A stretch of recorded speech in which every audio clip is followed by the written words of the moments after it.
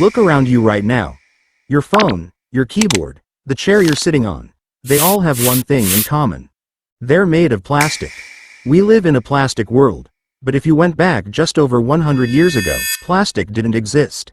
Everything was made of wood, metal, or crushed bugs. In 1907, a man working in a home lab accidentally created a material so strange, people called it immortal. It couldn't melt. It couldn't burn. And it was so tough that if you hit it with a hammer, the hammer might break first. But here's the mystery. This material created the modern world. But today, it's almost completely gone. Why did the perfect material disappear? And why were early billiard balls literally exploding in people's faces? Stay tuned, because today, we're uncovering the secret history of the invention that changed everything. Before we get to the invention, we have to talk about the danger. In the late 1800s, people loved playing billiards or pool. But back then, pool balls were made of ivory, which meant they were made from elephant tusks. It was expensive, and it was cruel. Inventors tried to find a replacement. They created something called celluloid. It looked great, but there was one tiny problem. It was extremely explosive. There are actual stories of men playing pool in the 1800s, hitting the balls too hard, and hearing a sound like a gunshot. The balls would literally smoke and explode on the table. The world was desperate. We needed a material that was cheap, strong, and most importantly, didn't blow up. While the pool players were ducking for cover, the electronics industry was having a different crisis. They needed insulators, materials that don't conduct electricity. At the time, the best thing they had was something called shellac. And guys, you won't believe where this came from. It was made from the refined poop and shells of a tiny bug called the lac bug, found in Southeast Asia. To make just 1 pound of this stuff, you needed 150,000 bugs. As the world started using more electricity and telephones, we simply didn't have enough bugs to keep up. Enter Leo Bakelite.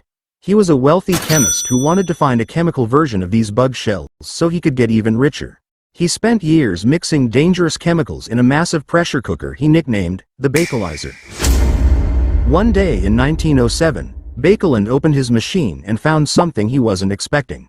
It wasn't a liquid like bug shells. It was a dark, hard, shiny solid. He tried to melt it.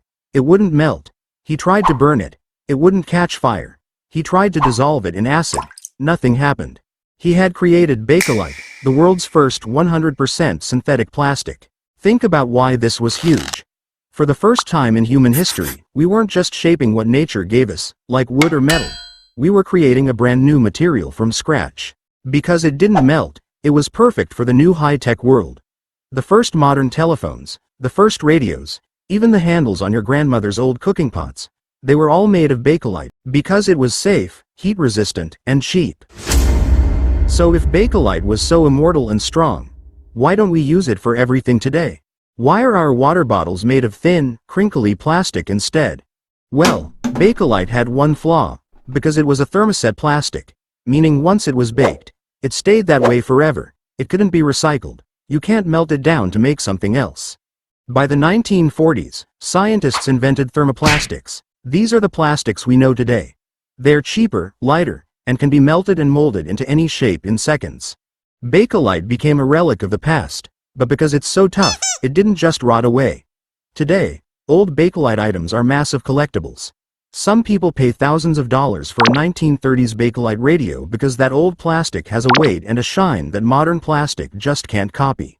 So the next time you hold a plastic bottle, remember Leo Bakelite and his Bakelizer. We might be moving away from Bakelite, but it was the material that taught us how to build the modern world. It took us from exploding pool balls and crushed bugs to the technology we have today.